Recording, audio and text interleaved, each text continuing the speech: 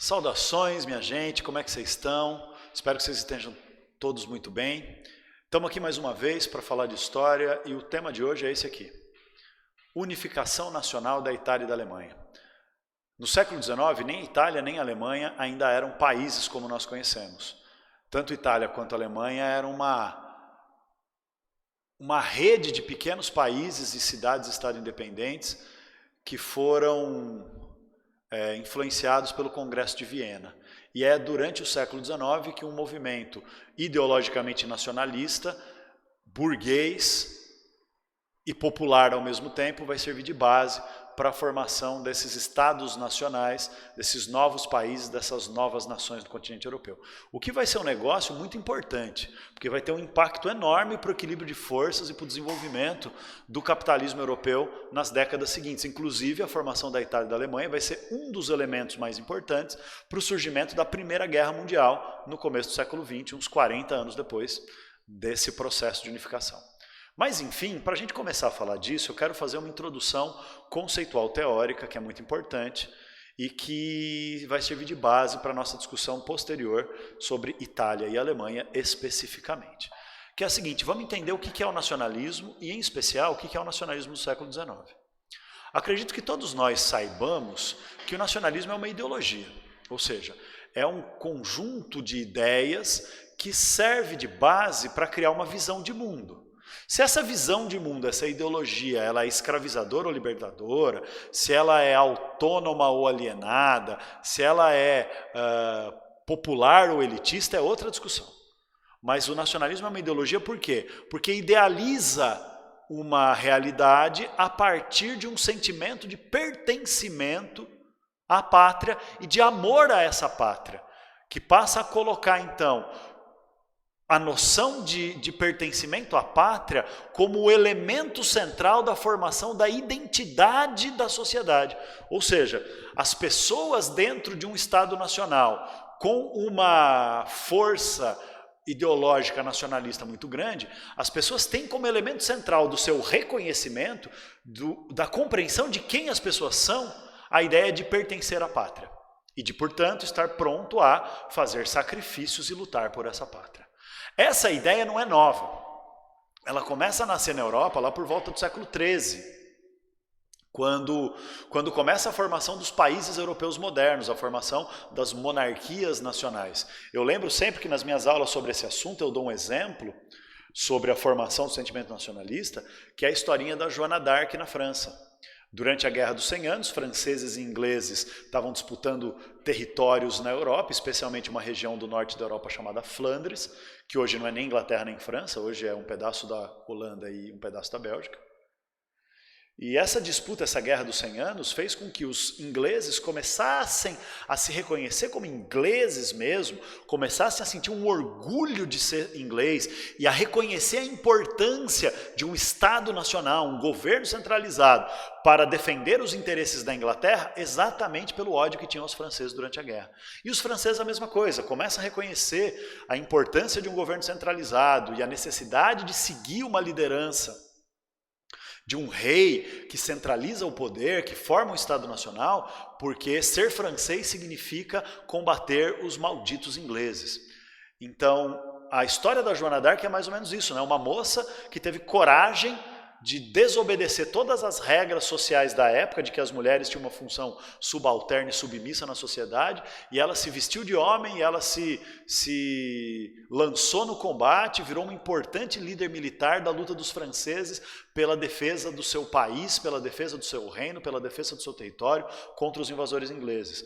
Para os ingleses, Joana d'Arc é um símbolo do que tem de mal, porque defendeu a França, então ela foi queimada como bruxa. Para os franceses, ela é um símbolo de coragem e de determinação pelo amor à pátria. Então, o nacionalismo é uma história antiga, que vem lá do século XIII. Mas no século XIX, o nacionalismo ganha um caráter especial, especialmente a partir das guerras napoleônicas.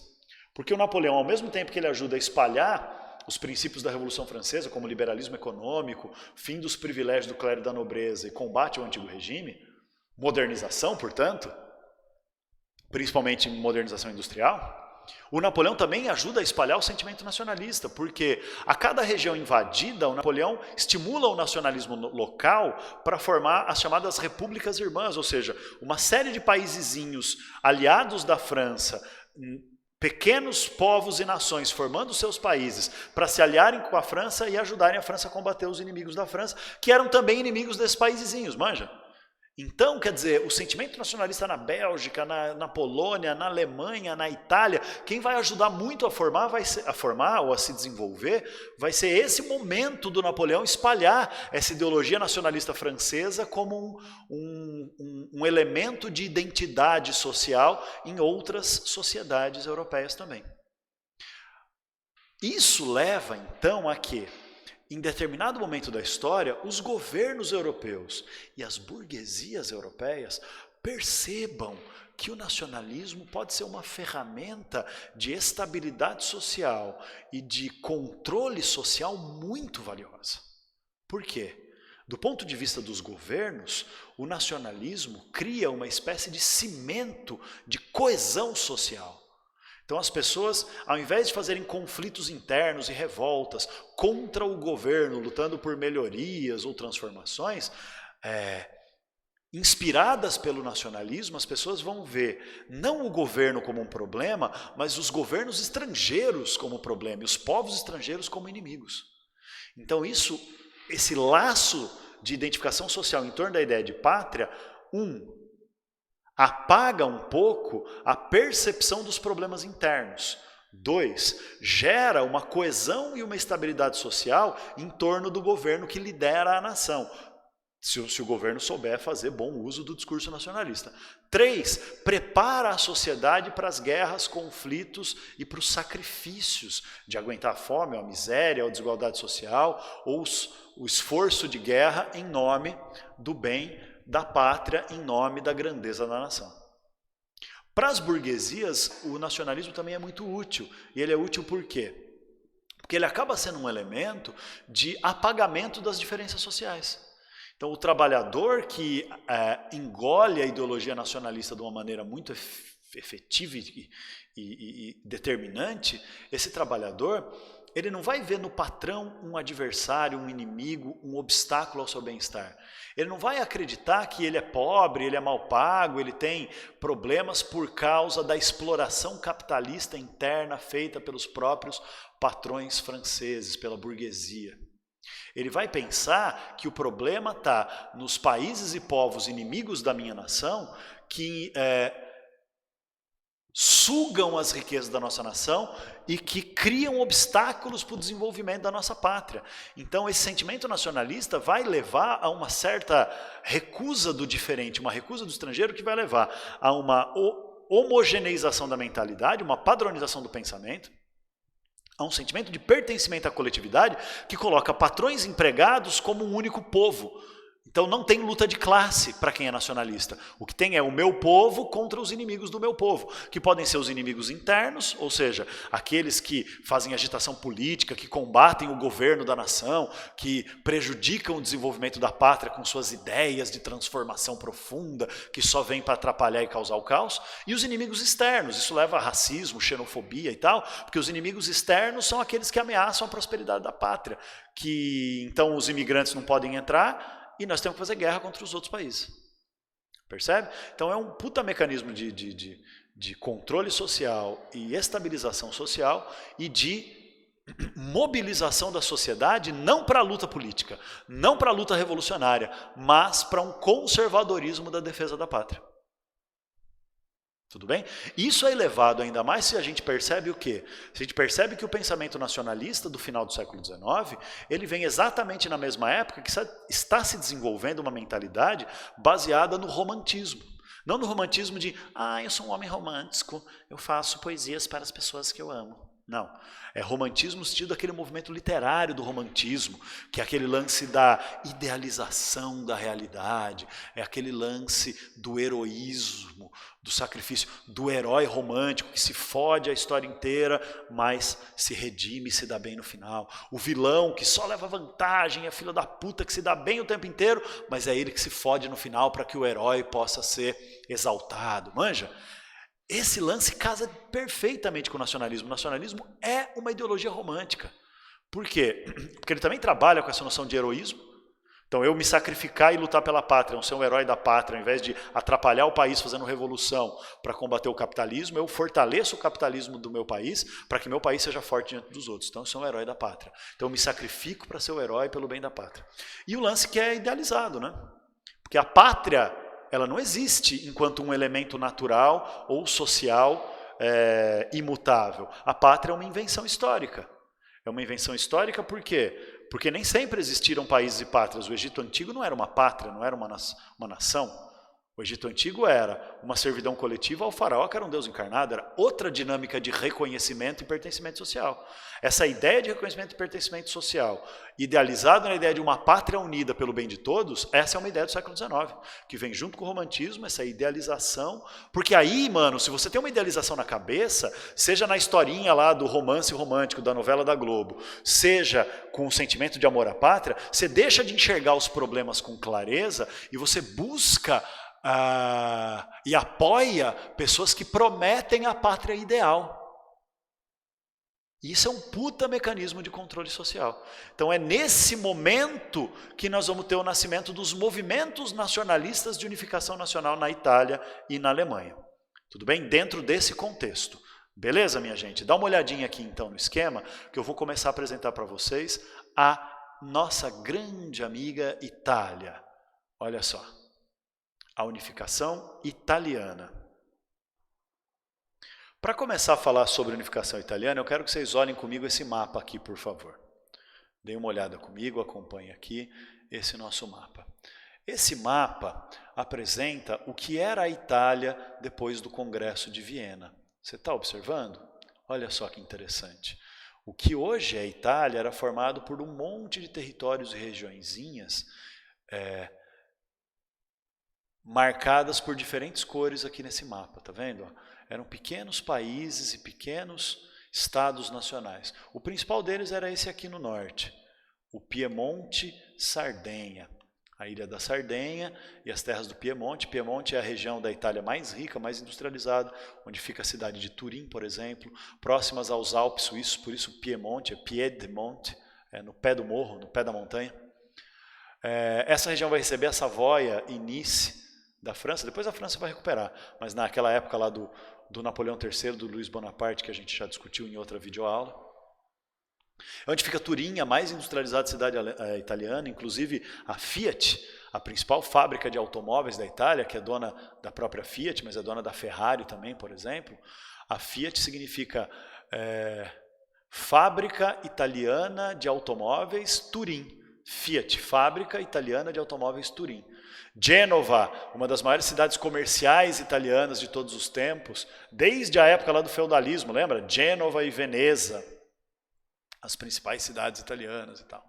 Enfim, Piemonte é uma região muito rica, aí tem a Lombardia, que é onde hoje o coronavírus está pegando mais pesado, a região de Milão, porque lá eles fizeram o que o governo brasileiro está recomendando que faça, não liga para o vírus não, porque ele só mata velho, vamos manter a produção econômica, porque o capitalismo precisa de se desenvolver, e agora hoje está morrendo 1000 pessoas por dia lá. Região de Parma, de Módena, Lucca, a Toscana, o Reino das Duas Sicílias, ó, a divisão está aqui, ó, muda de amarelo para laranja, o Reino das Duas Sicílias, que inclui o sul da Itália e a ilha da Sicília. Os estados papais, os estados da igreja, os estados pontifícios, que era uma região da Itália governada diretamente pela igreja católica a partir de Roma. A gente tem a Ístria e Trentino, que eram dominados pelo Império Austro-Húngaro. Olha o tamanho da Áustria, a Áustria dominava tudo isso aqui, mais um monte de coisa até lá na Polônia atual. Então, veja bem, isso era a Itália, absolutamente fragmentada.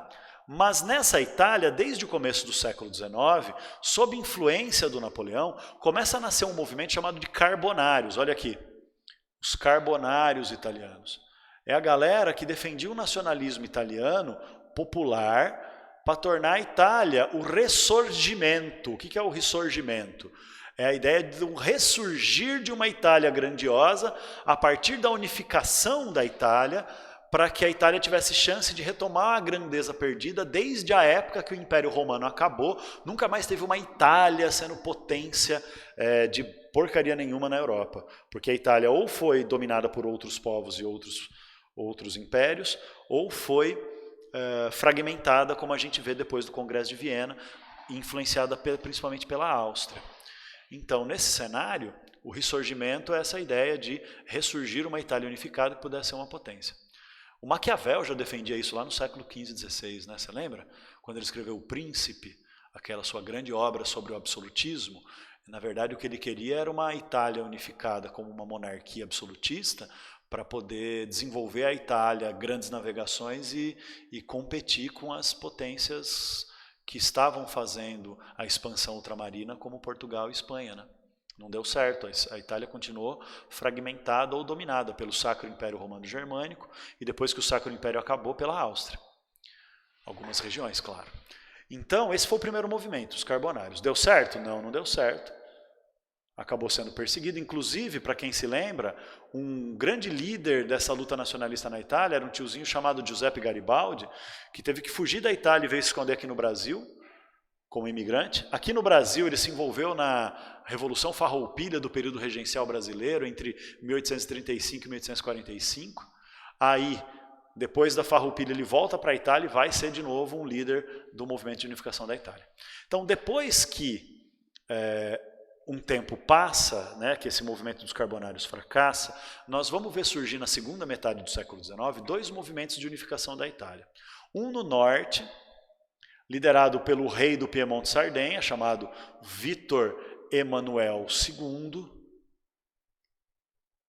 e o seu ministro, que é uma espécie de arquiteto militar e político da unificação da Itália, um cara chamado Camilo Benso de Cavour, que era o conde de Cavour, ministro-chefe do governo do Vítor Emanuel, lá, rei do Piemonte Sardenha, aquela região mais industrializada que eu mostrei para vocês.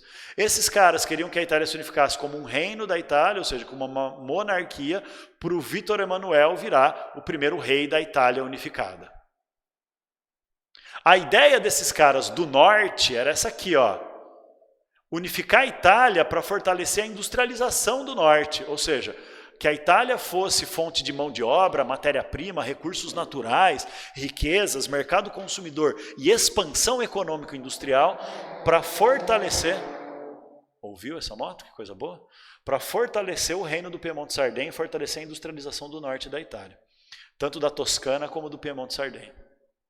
Agora, tem também um segundo movimento de unificação italiana, que é o movimento liderado por figuras populares como o religioso chamado Mazzini e o líder popular chamado Giuseppe Garibaldi. Esses caras eram do sul da Itália. E o sul da Itália é a região até hoje mais pobre e mais agrícola da Itália. E lá, esse movimento no sul da Itália não era um movimento feito pelo governo da Sicília, por exemplo. O governo da Sicília não queria se unificar porque sabia que ia ser dominado pelo Piemonte Sardenha. Esse movimento é popular. Então, o Giuseppe Garibaldi e o cardeal Mazzini, eles vão formar uma espécie de força popular voluntária chamada de Camisas Vermelhas, que defendia uma ideia mais de mudança mais radical, porque eles queriam que a Itália fosse uma república democrática popular, que fizesse mudanças que não beneficiassem apenas a burguesia, mas que além de unificar a Itália e transformar a Itália numa república, tivesse uma inspiração meio socialista popular, os Camisas Vermelhas. Então é isso. Olha o mapa. Nesse confronto, o reino do nesse confronto não, né? Nesse duplo movimento, nessas duas formas de luta, o governo do Piemonte vai expandindo militarmente, fazendo acordos militares e políticos com as outras regiões, toma o Trentino e a Istria da Áustria, fazendo guerra contra a Áustria, inclusive, e vai conseguir unificar o norte, e aí vai atacar o sul também para unificar o sul. Enquanto isso, o exército popular do Garibaldi, que chega aqui, ó, ele se fortalece aqui no sul, na ilha da Sicília, né, em Palermo principalmente, e avança em direção à capital do Reino das Duas Sicílias, que é a cidade de Nápoles. E aqui essas duas forças se unem e acabam unificando a Itália. Isso é 1870. A unificação da Itália consegue se completar, porque lembra, a França, que estava ajudando a igreja a não deixar a Itália se unificar, a França vai enfrentar a guerra franco-prussiana e acaba abandonando a Itália e a Itália consegue se unificar. Só que fica a questão da igreja. Então tem 3 problemas para resolver depois que unifica a Itália. Problema 1, qual governo vai ser? O movimento popular do sul, que é a república. O movimento burguês industrial do norte, que é a monarquia. Problema 2, a igreja, eles vão tomar terras da igreja para unificar. A igreja vai aceitar perder suas terras? Não vai. E se a igreja não aceitar perder suas terras, a igreja vai apoiar e reconhecer o governo da Itália unificada? Não vai. O que fazer então se a maioria da população da Itália é católica e a igreja não apoia? Problema 2. Problema 3, a Itália se unificou? Sim, mas a língua era uma só? Não. Cada região tinha sua língua. O toscano, o piemontês, o siciliano, o calabrês, enfim, tinha um monte de língua na Itália. O veneziano, enfim, um monte de língua diferente. Não tinha uma mesma cultura, não tinha uma mesma língua, não tinham mesmos costumes, mesmas tradições. Então, tinha que unificar a sociedade. Por isso que o conde de Cavour, que foi o grande mentor dessa unificação da Itália, ele era ministro do rei Vítor Emanuel do Piemonte Sardenha, o conde de Cavour diz uma frase muito famosa, ele diz assim: fizemos a Itália, agora é hora de fazer os italianos, ou seja, criamos um país unificado chamado Itália, agora temos que impor uma língua, uma cultura, um sistema de lei, um sistema de governo, um sentimento de pertencimento a esse país que nós criamos pela força militar. Tá bom? Então o primeiro problema se resolve como? Se resolve assim, ó. O Garibaldi e os carinha do Sul, para evitar mais derramamento de sangue, eles aceitam que a Itália vai ser uma monarquia. Então a Itália se forma como o reino da Itália, e o primeiro rei da Itália é o Vítor Emanuel, com o seu ministro, o conde de Cavour, sendo chefe do governo. O segundo problema é com a igreja. O problema é que a igreja não vai se resolver. Aliás, não só não vai se resolver, como vai criar uma treta chamada de questão romana. A treta é tão grande que vai durar até 1929. Então, 59 anos praticamente, de treta entre governo da Itália e igreja. A igreja não reconhecia o Estado italiano e o governo da Itália, e portanto não apoiava o governo italiano e fazia de tudo para o povo também não apoiar. Imagina, na cabeça do povo, eu tenho que obedecer ao governo da Itália, mas a igreja diz que eu não posso ser italiano, que eu não posso gostar da Itália. Nossa, foi uma dificuldade monstra. Para você ter uma ideia, isso só vai ser resolvido em 1929, por quê? Porque vai acontecer um acordo entre o governo italiano da época, que era o Mussolini, o líder fascista. E esse acordo entre igreja e o governo fascista da Itália em 1929 chama Tratado de Latrão. É por isso que o Papa da época, o Papa Pio, é apelidado de o Papa de Hitler. Não porque ele fosse nazista, eu pessoalmente acho que ele não era nazista. Mas ele apoiou o fascismo e o nazismo, por quê? Porque achava importante fortalecer o fascismo na Itália para evitar uma revolução comunista no país. Então era tão anticomunista que achava melhor o fascismo do que a chance de uma revolução socialista. Por isso ele vai fazer o acordo do Tratado de Latrão, que é o acordo que tem até hoje.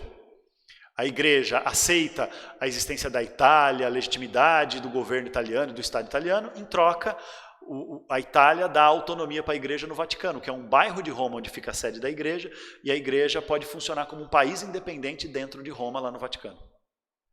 Beleza? Então resolveu a questão romana. E a terceira questão, que é a questão da cultura italiana, como é que eles resolvem?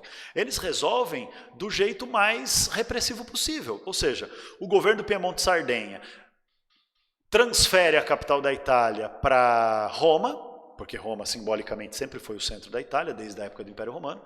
Então transfere a capital para Roma, foda-se a igreja, e impõe pela força. Então as pessoas que fossem surpreendidas falando o seu idioma natal, falando toscano, falando calabrês, elas podiam ser presas, tinham que falar o italiano oficial. Tinham que seguir as leis da Itália, eram proibidas de usar suas roupas tradicionais, fazer seus feriados tradicionais da sua cultura, e tinham que tudo seguir um único calendário, uma única lei, uma única língua, um único sistema de sociedade que era imposto pela Itália, e assim foi forçando a construção desse sentimento nacionalista. Então primeiro criou a Itália, e pela força, pela violência, pela repressão, vai criando os italianos. E isso então é a unificação da Itália em 1870. E aí a Itália passa a ser tudo isso que está colorido aí no nosso querido mapa. Tudo bem? Tudo ótimo. Então, qual é o próximo passo? O próximo passo é a gente estudar a unificação da Alemanha. Então vamos lá falar um pouquinho da nossa querida amiga Alemanha. Para isso eu vou começar no mapa também. Pois bem, esse é o mapa da Alemanha então. Só que não era a Alemanha. O que aconteceu aqui é que o Congresso de Viena pegou toda essa região que está em colorido no mapa, que é a Alemanha atual, e dividiu em várias regiões. Então, essas regiões aqui que estão em verde no mapa, são 3 ou 4 paísezinhos independentes. Ó, Baden, a Baviera, Württemberg, Hesse e Palatinado. O mais importante país dessa Alemanha não formada é a Prússia. Tá vendo? A Prússia é essa região oriental aqui em rosa, mas que domina também essa outra região chamada de Prússia Ocidental. Agora, tudo isso que está dentro dessa fronteira grande rosa aqui foi imposição do Congresso de Viena chamado Confederação Germânica, que é como a Áustria, aqui ó, Império Austro-Húngaro. A Áustria era a grande potência da região, que dominava inclusive o que hoje é a Tchecoslováquia, um pedaço do que hoje é a Polônia, um pedaço o que hoje é a Hungria, o que hoje é a Eslováquia, né? A República Tcheca, já falei, um pedaço do que hoje é a região dos Balcãs ali. Então o Império Austro-Húngaro era muito gigantão, até pedaços da Itália dominava nessa época.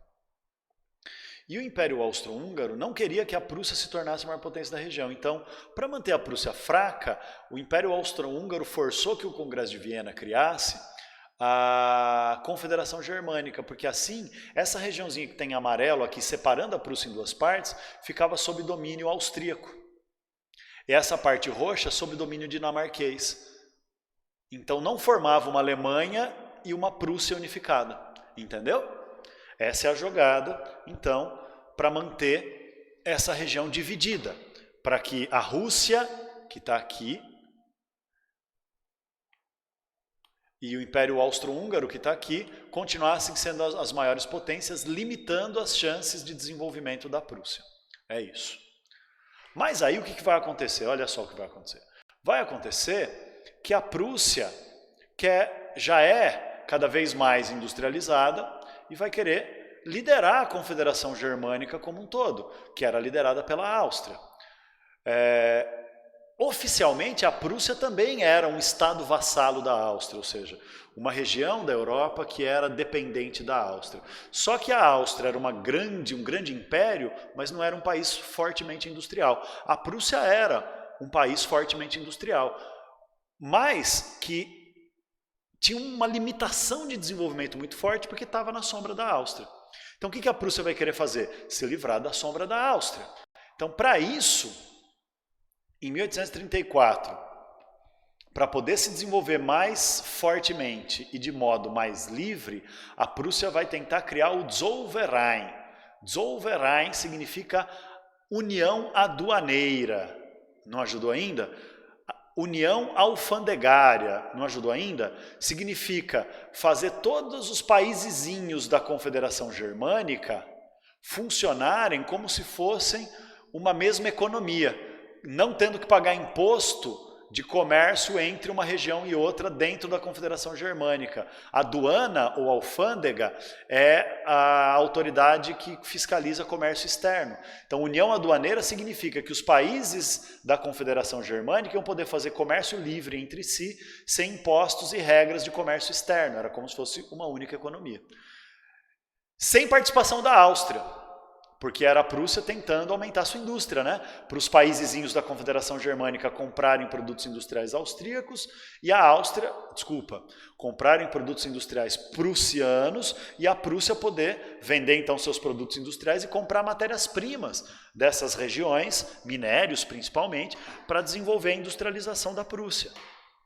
No começo a Áustria não ligou. A Áustria achou que, beleza, se a Prússia continuar, né, na minha sombra está tudo bem. Só que, presta atenção, a ideia da Prússia era usar isso como, além de um fortalecimento industrial, como um primeiro passo para a Prússia dominar a Confederação Germânica inteira. Quando a Áustria se liga disso, a Áustria vai fazer intervenção no Zollverein, né?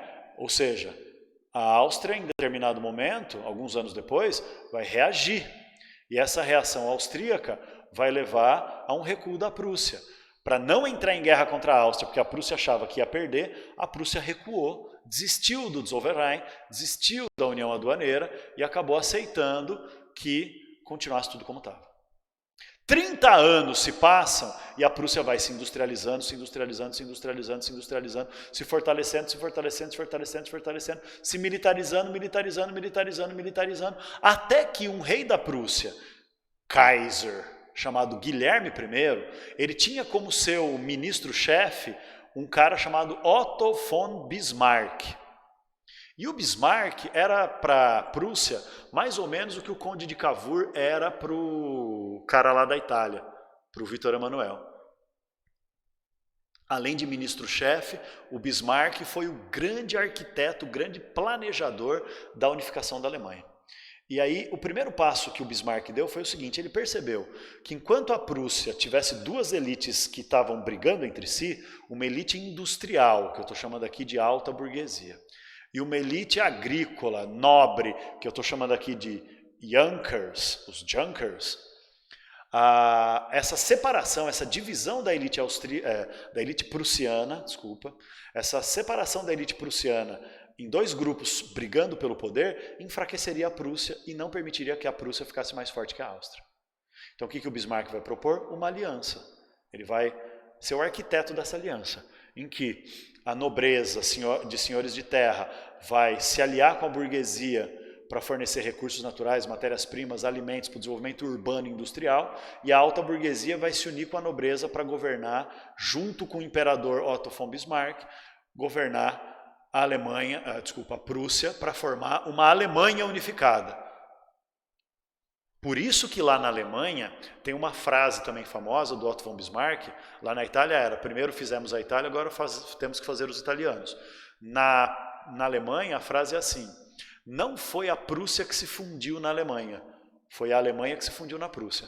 Ou seja, não teve a formação da Alemanha e a Prússia se juntou com a Alemanha como uma parte da Alemanha. É o contrário, tinha a Prússia, e a Prússia foi dominando tudo até fazer todas as regiões da Alemanha aceitarem se unir. Então é a Alemanha que vai se fundindo na Prússia, a Prússia era o centro. Então não era uma Alemanha que já existia, que vai atraindo e vai juntar a Prússia também. Não, tinha uma Prússia que vai juntando todo mundo e vai chamar isso tudo de Alemanha. Então, com isso tudo, o que vai acontecer? A Prússia vai começar a ser uma potência industrial fodida, vai se tornar tão poderosa quanto a Inglaterra em alguns setores industriais, mais poderosa que a França em alguns setores industriais, vai já virar quase que a segunda maior potência industrial do mundo, empatada em alguns ramos, um pouco na frente da França, por causa desse Otto von Bismarck e sua estratégia de unir as elites austríacas. E aí, gente, a Áustria começa a desenvolver, a partir de 1860, um tipo de indústria que o resto do mundo ainda estava só engatinhando. Esse tipo de indústria chama indústria bélica. O que é a indústria bélica? É a indústria de armas e equipamentos militares. Então, grande parte das armas e equipamentos militares modernos de destruição em massa ou foram inventados pela indústria bélica prussiana ou foram desenvolvidos em massa, inventados em outros lugares, desenvolvidos em massa na indústria bélica prussiana. Metralhadora, arma de repetição, tanque de guerra, submarino de guerra, lança-morteiro, que é um lançador de bomba em longa distância. Tudo, não existia míssil ainda nessa época, míssil só vai existir depois da Segunda Guerra Mundial, mas grande parte das tecnologias de guerra é a Prússia que desenvolve. E aí o que acontece? A partir disso, a Prússia vai se sentir pronta. Pronta para quê? Para fazer o que não teve coragem de fazer em 1834, enfrentar guerras, especialmente enfrentar a Áustria. Então olha só, em 1864, a Prússia faz guerra contra a Dinamarca e toma a região dos Ducados. A região dos Ducados é essa região aqui em roxo, aqui no mapa, que era domínio da Dinamarca, perdeu em 1864. Aí, em 1866, a Prússia vai fazer guerra contra a Áustria, finalmente. Essa é a chamada Guerra das 7 Semanas, porque se 30 anos antes a Prússia não teve forças para fazer guerra contra a Áustria, agora não só teve forças, como venceu a Áustria em 7 semanas. 7 semanas não dá 2 meses, gente. Então foi um regaço mesmo, e com a vitória na Guerra das 7 Semanas, a Prússia dominou tudo isso aqui. todas essas regiõezinhas aqui, e unificou a Confederação Germânica. Só faltavam essas regiões em verde e em vermelho do mapa para acabar de formar a Alemanha. E isso vai completar com a Guerra Franco-Prussiana, que a gente já estudou ao discutir a França. A vitória prussiana na Guerra Franco-Prussiana, além de humilhar a França, permitiu que em 1871 a Alemanha se unificasse. Por quê? Porque obrigou a França a aceitar, obrigou a França a entregar a Alsácia-Lorena e forçou esses países menores, como a Baviera, a não terem mais desculpa. Por quê? Porque nas guerras anteriores, esses países de verde aqui não se envolveram, porque falaram assim, não, nós não vamos fazer guerra contra povos germânicos, nem contra a Áustria, nem contra povos que têm a mesma origem étnica e cultural que nós. Agora, franceses são outro povo, né? E aí eles tiveram que lutar junto, e aí a Prússia acaba dominando todo mundo e formando então a Alemanha em 1871. Beleza, minha gente? Essa é então a história da unificação da Alemanha. Com isso, a gente encerra a nossa videoaula de hoje, e a gente deixa como desdobramento desse processo de unificação da Itália e da Alemanha a seguinte ideia.